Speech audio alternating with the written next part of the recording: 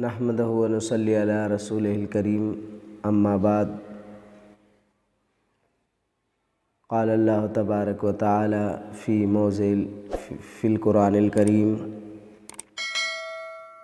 وَأَنَّ هَذَا صِرَاطِي مُسْتَقِيمًا فَاتَّبِعُوهُ وَلَا تَتَّبِعُوا السُّبُلَ فَتَفَرَّقَ بِكُمْ عَنْ سَبِيلِهِ ذَلِكُمْ وَصَّاكُمْ بِهِ لَعَلَّكُمْ تَتَّقُونَ۔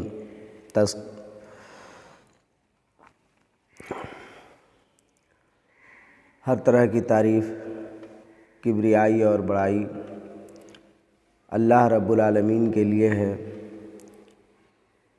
جو تمام جہانوں کا خالق و مالک، مدبر و منتظم ہے، اور درود و سلام ہو آئے ہوئے تمام انبیاء کرام پر، خصوصیت کے ساتھ آخری نبی محمد عربی صلی اللہ علیہ وسلم پر، جو تمام جہانوں کے لیے رحمت، ہدایت اور بشیر و نذیر بنا کر بھیجے گئے۔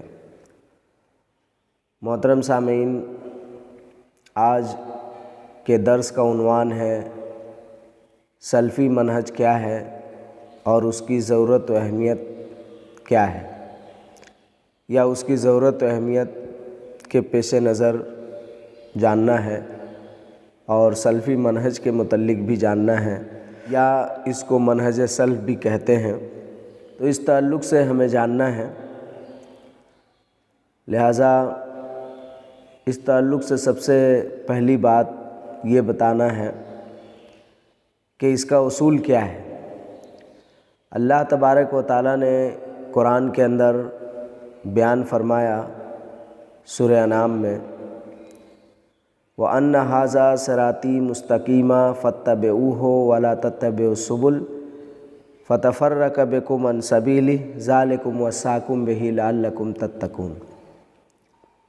یہ 153 نمبر آیت ہے سورہ انعام کی۔ اس آیت کی تشریح میں صحابہ کرام فرماتے ہیں کہ آپ صلی اللہ علیہ وسلم نے ہمیں ایک دن سمجھایا اور ایک سیدھی لکیر کھینچی، اور اس کے دائیں اور بائیں بھی لکیر کھینچا، اور بتایا کہ یہ جو راستہ ہے یہ سیدھا ہے، وَأَنَّ هَذَا صِرَاطِي مُسْتَقِيمًا، یہی سیدھی راہ ہے، مستقیم راستہ ہے، اور اس کے دائیں بائیں جو بھی ہیں یہ شیطان کے راستے ہیں، اس پر جو جائے گا وہ گمراہ ہو جائے گا۔ تو یہاں ہم بات کر رہے ہیں منہج سلف کی یا سلفی منہج کی۔ تو اس تعلق سے پہلے ہم یہ بات بتا دیں کہ منہج یہ عربی زبان کا لفظ ہے، جس کا معنی اور مطلب ہوتا ہے طریقہ، اصول، ضابطہ۔ اور اس طریقے اور اصول اور ضابطے میں مختلف طریقے اور اصول اور ضابطے کو عربی زبان میں منہج کہا جاتا ہے۔ اب جیسے صوفی منہج ہے، خارجی منہج ہے، بدعتی منہج ہے، بہت سارے مناہج ہیں۔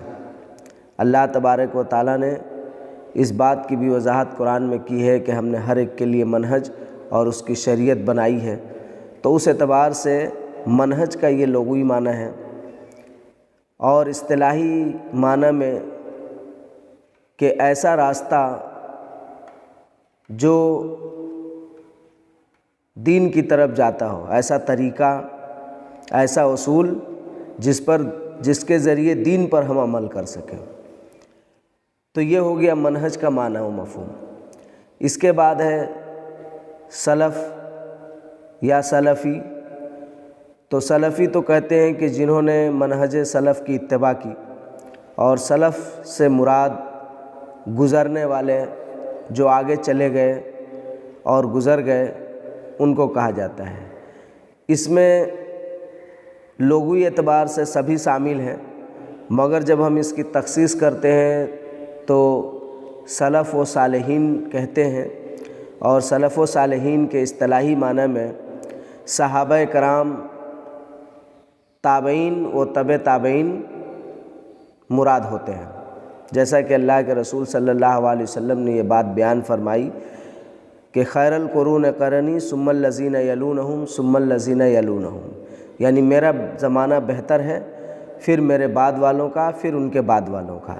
تو اس میں آپ صلی اللہ علیہ وسلم کے زمانے کے بعد خیر القرون میں دو اور زمانے شامل ہیں، یعنی صحابہ کرام کا دور اور صحابہ کرام کے بعد تبع تابعین کا دور۔ یہ خیر و برکت والا دور قرار دیا گیا، اور یہ وہ سلف ہیں جن کے منہج کی اتباع ہمیں کرنا ہے۔ تو اس اعتبار سے ہمیں مختصر طور پر یہ سمجھ لینا ہے کہ منہج سلف سے مراد ایسا اصول اور ضابطہ جس کے ذریعے سے ہم دین اور شریعت کے حقیقت کو اچھی طرح جانتے ہوئے اس پر عمل پیرا ہو جائیں۔ یہ ہے منہج سلف کی مختصر تفسیر، معنی و مفہوم۔ اب منہج سلف کیا ہے، تو اس تعلق سے سب سے واضح بات جو آپ صلی اللہ علیہ وسلم نے فرمائی اور صحابہ کرام کے درمیان بیان کیا، آپ صلی اللہ علیہ وسلم نے فرمایا کہ میری امت 73 فرقوں میں تقسیم ہو جائے گی، 72 دوزخی یا 72 جہنم میں جائیں گے، ایک جنتی گروہ ہوگا۔ صحابہ کرام نے آپ صلی اللہ علیہ وسلم پر اس سے سوال کیا کہ اللہ کے رسول صلی اللہ علیہ وسلم ہمیں اس گروہ کے بارے میں ذرا بتائیے کہ وہ کون سا گروہ ہے۔ تو آپ صلی اللہ علیہ وسلم نے فرمایا ما انا علیہ و اصحابی الیوم، یا ما انا علیہ و اصحابی، اس طرح بھی روایت آئی ہے۔ ان دونوں روایتوں کا خلاصہ یہی ہے کہ یعنی وہ گروہ جنت میں جائے گا جس پر آج کے دن ہم اور ہمارے صحابہ ہیں۔ تو یہ حدیث بڑی بہترین طریقے سے منہج سلف کی عکاسی کر رہی ہے، اور یہ بتا رہی ہے کہ وہ گروہ کہ جو گروہ اپنے ہر اعتبار سے، عقیدے کے اعتبار سے، مسائل کے اعتبار سے، ہر اعتبار سے اللہ اور اس کے رسول اور صحابہ کرام وہ تبع تابعین کا فالوور ہے، وہی منہج سلف پر واقع ہے۔ اللہ تبارک و تعالیٰ نے ایک جگہ اور بھی کہا ہے قرآن کے اندر، سورہ نساء میں آپ دیکھ سکتے ہیں کہ اللہ نے کہا کہ وَاتَّبِعْ سَبِيلِ الْمُؤْمِنِينَ، جو لوگ مومنوں کے راستے کی اتباع کریں۔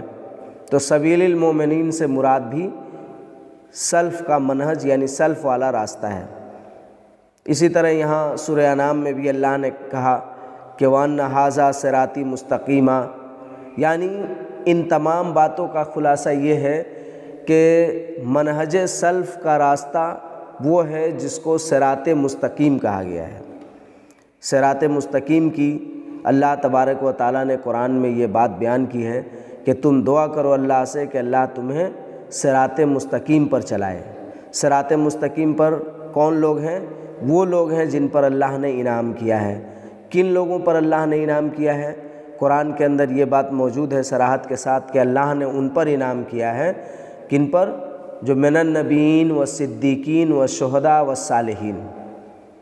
یہ واضح ہے کہ اللہ نے ان لوگوں پر انعام کیا ہے جو صدیقین میں سے ہیں، شہداء میں سے ہیں، صالحین میں سے ہیں۔ اور یہ کون لوگ ہیں؟ جنہوں نے اللہ اور اس کے رسول کی اطاعت کی ہے۔ کون لوگ ہیں؟ جنہوں نے اللہ اور اس کے رسول کی اطاعت کی ہے۔ تو اللہ اور اس کے رسول کی اطاعت کرنے والے گروہ جو ہیں اور جو ان کا منہج ہے وہی منہج سلف ہے، یا پھر وہی سلفی منہج ہے، اور اس پر چلنے والے کو ہم سلفی یا منہج سلف کا تابعدار کہہ سکتے ہیں۔ اسی طرح یہ بات بھی ہمیں اس میں جاننا ضروری ہے کہ منہج سلف کو اور ہم کیا نام دے سکتے ہیں، یا وہ کہ جو لوگ منہج سلف اختیار کیے ہوئے ہیں ان کو اور کیا نام دیا جا سکتا ہے۔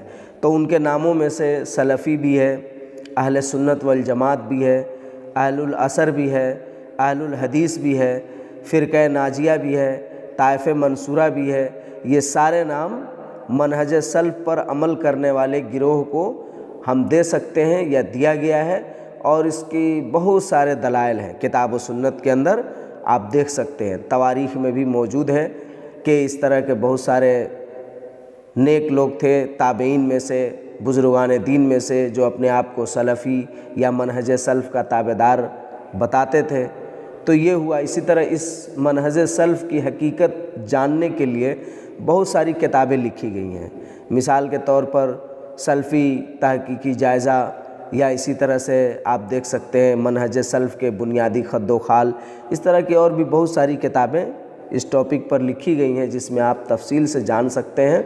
اب آئیے ہم مختصر میں آپ کو یہ بتا دیں کہ منہج سلف کی پہچان کیسے کریں گے، کون شخص سلفی منہج پر ہے یا منہج سلف پر ہے اور یہ کیوں ضروری ہے۔ تو اس کی مثال کتاب میں اگر آپ مطالعہ کریں گے تو آپ کو تفصیل سے سمجھ میں آئے گا۔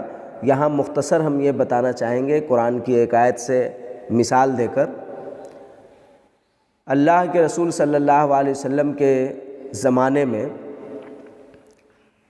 آیت اتری، یعنی آپ صلی اللہ علیہ وسلم پر یہ آیت نازل ہوئی، کلوا واشربوا ثم اتموا الصیام الی اللیل کلوا واشربوا حتی یتبین لکم الخیط الابیض من الخیط الاسود من الفجر۔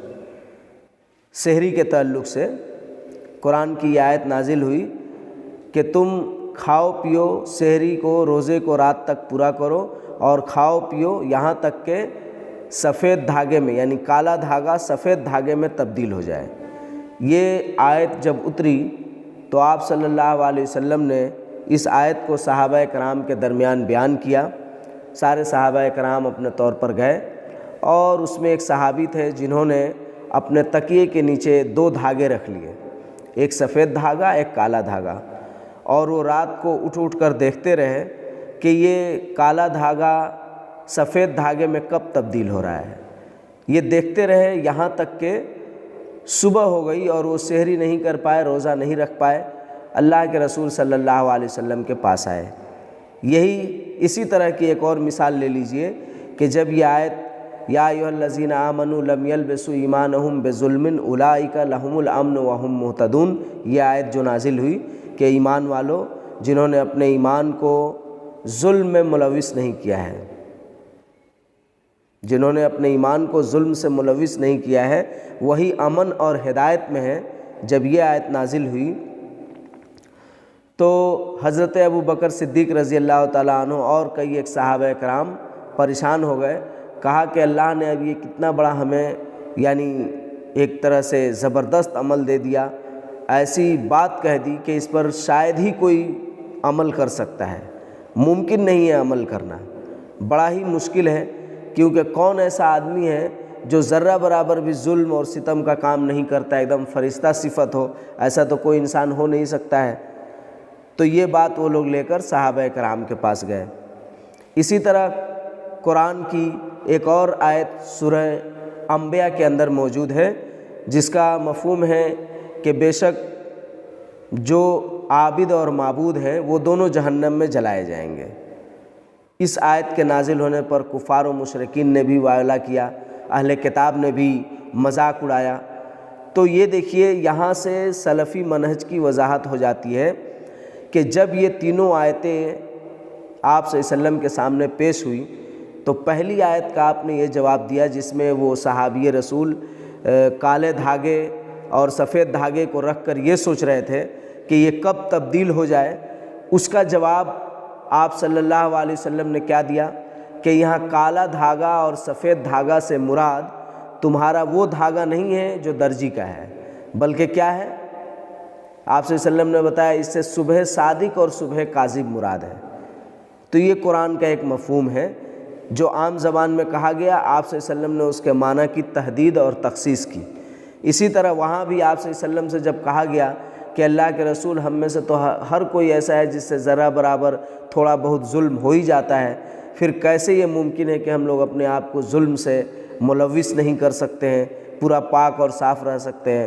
تو یہاں بھی آپ صلی اللہ علیہ وسلم نے وضاحت کی، کہا یاد کرو اللہ کے نیک بندے لقمان کی بات کہ انہوں نے اپنے بیٹے سے کہا تھا یا بنیا لا تشرک باللہ ان الشرک لظلم عظیم، اے میرے بیٹے اللہ کے ساتھ شرک نہ کرنا، بے شک شرک بہت بڑا ظلم ہے۔ تو یہاں ظلم سے مراد آپ صلی اللہ علیہ وسلم نے کیا تخصیص کی کہ ظلم سے مراد شرک ہے۔ اسی طرح آپ صلی اللہ علیہ وسلم نے وہاں بھی اس بات کی وضاحت کر دی اور بتا دیا کہ اس کا وہ معنی و مفہوم نہیں ہے جو تم سمجھ رہے ہو یا جو تمہیں لینا چاہیے۔ تو معلوم کیا ہوا کہ آپ صلی اللہ علیہ وسلم نے قرآن کے معنی و مفہوم کی تخصیص کر دی ہے۔ اسی طرح آپ صلی اللہ علیہ وسلم کے اور فرمان ہیں جس میں آپ صلی اللہ علیہ وسلم نے کسی چیز کے معنی و مفہوم کو بیان کیا ہے، یا اسی طرح اہل لغت کے نزدیک کوئی معنی شاذ ہے، کوئی مشہور ہے، ان سب چیزوں کی تخصیص اور تحدید کتاب و سنت میں کر دی گئی ہے۔ تو منہج سلف کا مطلب اور اس پر چلنے والے کا مطلب یہ ہوتا ہے کہ جو معنی و مفہوم شریعت نے لیا اللہ تبارک و تعالیٰ کی عبادت کے لیے، اللہ تبارک و تعالیٰ کی اتباع کے لیے، اللہ تبارک و تعالیٰ کی خوشنودی کے لیے جو معنی و مفہوم شریعت نے لیا ہے، اس معنی و مفہوم سے وہ متجاوز نہیں ہوتے ہیں، اسی معنی و مفہوم کے مطابق وہ عمل کرتے ہیں، وہ اللہ کو اسی طرح مانتے ہیں جس طرح اللہ نے انہیں ماننے کا حکم دیا ہے۔ اللہ تبارک و تعالیٰ نے جن عبادتوں کو اپنے لیے خالص کیا ہے، ان عبادتوں میں وہ کسی کو شریک نہیں کرتے ہیں، بلکہ اسی کے مطابق اس کی عبادت کرتے ہیں۔ اللہ کے رسول صلی اللہ علیہ وسلم کی اتباع بھی اسی طرح کرتے ہیں جس طرح سے وہ حکم دیے گئے ہیں، اور اسی طرح سے ان کی ایک نشانی یہ ہے کہ وہ اہل بدعت سے نفرت رکھتے ہیں، یعنی اہل بدعت کو پسند نہیں کرتے۔ تو معلوم ہوا کہ منہج سلف پر عمل کرنے والے وہ ہوتے ہیں جو در حقیقت کتاب و سنت کے عین مطابق عمل کرتے ہیں، اپنی عقل اپنا قیاس نہیں لگاتے ہیں۔ جیسے بہت سارے لوگوں نے قرآن کی تفسیر کرنے میں اپنی رائے کا سہارا لیا ہے، کسی نے اپنے کسی خاص علماء کا سہارا لے لیا ہے، کسی نے اپنے کسی خاص لغت کی کتاب کو نشانہ بنا لیا ہے یا حمایت کے طور پر لے لیا ہے۔ یہ ساری چیزیں نہیں کرتے ہیں، بلکہ اللہ کی عبادت جس طرح ثابت ہے اسی طرح کرتے ہیں۔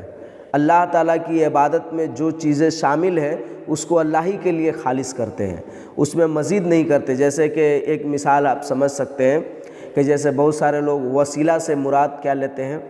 وسیلہ سے مراد لیتے ہیں فوت شدہ لوگوں کا وسیلہ، یا پھر قبروں کا وسیلہ، یا پھر مزاروں کا وسیلہ، یا اس طرح دیگر اور چیزوں کا وسیلہ، جس کے ذریعے وہ یہ سمجھتے ہیں کہ ان وسیلوں کے ذریعے ہم اللہ کے قریب ہو سکتے ہیں، جبکہ منہج سلف پر چلنے والے اس طرح کے وسیلے کے قائل نہیں ہیں۔ کیوں قائل نہیں ہیں؟ اس لیے قائل نہیں ہیں کہ ان کے نزدیک وسیلہ کا معنی و مفہوم یہ نہیں ہے۔ کیوں نہیں ہے؟ اس لیے نہیں ہے کہ انہوں نے اپنی طرف سے اخذ نہیں کیا ہے، بلکہ اللہ کے رسول صلی اللہ علیہ وسلم نے انہیں وضاحت کی ہے اور بتا دیا ہے کہ یہاں وسیلہ سے مراد کیا ہے؟ اللہ کے تم پر فرائض کردہ عمل اور نیک اور صالح عمل، وہ عمل جس کو اللہ نے تم پر فرض کیا ہے، نافذ کیا ہے، خواہ وہ فرائض میں سے ہوں یا نفل میں سے ہوں۔ جیسا کہ اللہ کے رسول صلی اللہ علیہ وسلم کی حدیث بھی ہے بخاری شریف کے اندر کتاب الرقاق میں، حدیث نمبر 6502 نمبر حدیث ہے غالباً۔ اس حدیث کے اندر کیا ہے کہ اللہ کے رسول صلی اللہ علیہ وسلم کہتے ہیں کہ اللہ تبارک و تعالیٰ کہتا ہے، حدیث قدسی ہے باب التواضع میں، کہ جو میرے ولی سے دشمنی کرے، من عاد لی ولیا فقد آذنتہ بالحرب، جو میرے ولی سے دشمنی کرے وہ جنگ کے لیے تیار ہو جائے۔ تو یہاں پر ولی کون ہے؟ وہی حدیث بتا رہی ہے کہ اللہ کا ولی وہ ہے، اللہ کہہ رہا ہے کہ میرا ولی وہ ہے جو میرے فرائض کی حتی المقدور پابندی کرتا ہے، اور اسی کے ساتھ ساتھ وہ میرے نوافل عمل کو بھی پوری طرح سے عمل میں لاتا ہے، یہاں تک کہ میں اس سے محبت کرنے لگ جاتا ہوں۔ تو کیا معلوم ہوا کہ یہ ہے وہ وسیلہ جو منہج سلف کے مطابق ہے، مگر جو سلفی منہج اختیار نہیں کرتے یا منہج سلف کے قائل نہیں ہیں، وہ اپنی منمانی شریعت میں کرتے ہیں۔ شریعت میں اپنی طرف سے بہت ساری قیاس آرائیاں، بہت سارے معنی و مفہوم، بہت ساری باتیں شامل کر دیتے ہیں۔ جیسے کہ ہم نے سنا ڈاکٹر اسرار احمد ہیں، سید ابوالعلا مودودی ہیں، اور بھی دیگر لوگ ہیں جنہوں نے منہج سلف کے اصول و ضابطے کو، معنی و مفہوم کو، فکر کو بدل کر رکھ دیا ہے۔ ایک شخص اسرار احمد صاحب کا ایک تفسیر نقل کر رہے تھے، اس سے بھی وضاحت ہو جائے گی۔ وہ تفسیر کیا نقل کر رہے تھے؟ کہہ رہے ہیں کہ قرآن میں ہے کہ جوئے کا کھیل حرام ہے۔ جوئے کے لیے لفظ میسرہ کا استعمال ہوا ہے، جس کا مطلب ہوتا ہے آسانی سے مل جانے والا۔ لہٰذا آسانی سے مل جانے والی جو چیزیں بھی ہیں وہ سب چیزیں حرام ہیں، وہ اس کی تفسیر کر رہے ہیں۔ حالانکہ اس تفسیر سے مراد وہ نہیں ہے جو وہ کر رہے ہیں، کیونکہ شریعت نے یہ نہیں کہا کہ آسانی سے جو چیزیں بھی تمہیں مل جائیں وہ حرام ہیں، بلکہ وہاں آسانی سے ملنے سے مراد جوئے کا کھیل لیا گیا ہے۔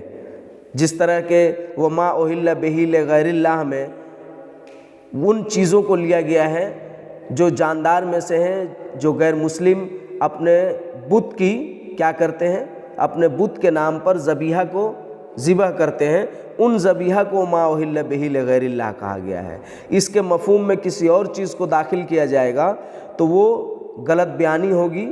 لہٰذا اس طرح قرآن کا معنی و مفہوم، اس کا تفسیر بدل کر رہ جائے گا، اور پھر لوگوں کو جو سمجھانا ہے، اللہ کا جو پیغام ہے وہ ہم تک نہیں پہنچے گا۔ جیسا کہ سورہ انبیاء کی آیت کے بارے میں نے بتایا کہ اس آیت کے اندر یہ موجود ہے کہ جو لوگ اللہ کے علاوہ غیروں کی عبادت کرتے ہیں، اللہ ان کو اور جو عبادت کرتے ہیں ان کو، دونوں کو جہنم میں ڈالے گا۔ تو اہل مکہ اور اہل کتاب آ کر کہنے لگے کہ اللہ کے رسول، آپ کہتے ہیں محمد کہ وہ بھی جہنم میں جائیں گے جو عبادت کر رہے ہیں، اور جن کی عبادت کی جا رہی ہے وہ بھی جہنم میں جائیں گے۔ تب تو اس سے مسئلہ ثابت ہو رہا ہے کہ حضرت عیسیٰ بھی جہنم میں جائیں گے، کیونکہ اہل کتاب ان کی عبادت کرتے ہیں۔ تو اللہ کے رسول نے کہا کہ تم نے ایک آیت پڑھی اور دوسری نہیں پڑھی۔ اللہ نے اس کے نیچے یہ لکھ دیا ہے کہ جن پر نیکیاں سبقت کر گئیں، یعنی اللہ یہ بتانا چاہ رہا ہے کہ وہ مخلوقات جو بے زبان ہیں، جن کی تم عبادت کرتے ہو، اور ان مخلوقات میں سے جو زبان والے ہیں اور جنہوں نے کہا ہے کہ میرے علاوہ اللہ کی، یعنی اللہ کے علاوہ میری عبادت کرو، ان لوگوں پر یہ بات ثابت ہوگی، ان پر نہیں ہوگی جنہوں نے ان چیزوں کا حکم نہیں دیا۔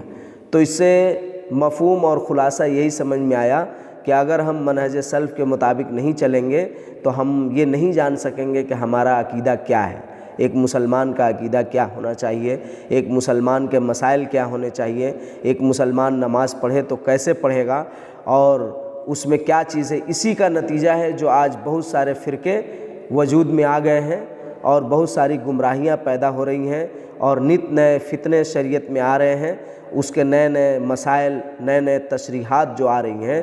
اس کا وجہ یہی ہے کہ ہم منہج سلف سے دور ہیں۔ خلاصہ کلام، منہج سلف 3 چیزوں کا نام ہے: کتاب و سنت، اور اس کتاب و سنت کو صحابہ نے اور تبع تابعین نے کیسے سمجھا، جس کو فہم صحابہ اور فہم تابعین یا فہم سلف کہا جا سکتا ہے، اس فہم کے ذریعے، یعنی کسی چیز کو کسی ماہر کے ذریعے سمجھنا، یہی ہے منہج سلف، اور اس کی اتباع ضروری ہے۔ اگر اس کی اتباع ہم نہیں کریں گے تو ہم ہلاک و برباد ہو جائیں گے، ہمیں نہیں سمجھ میں آئے گا کہ ہمارا عقیدہ کیا ہے، کتاب و سنت کے مسائل کیا ہیں، اور ہر ایک میدان میں ہم خائب و خاسر ہوں گے۔ ویسے یہ موضوع بہت وسیع تر ہے، لہٰذا میں نے مختصر تفصیل کی ہے، انشاءاللہ آئندہ اس کی مزید تفصیلات آپ کے سامنے آتی رہیں گی۔ آخر میں اللہ سے دعا ہے کہ اللہ ہم سب کو نیک عمل کرنے کی توفیق عطا فرمائے، ہمارے ایمان اور اعمال کی اصلاح فرمائے، اور ہمیں اس بات کو گہرائی سے سمجھنے کی توفیق عطا فرمائے۔ آمین و آخر دعوانا۔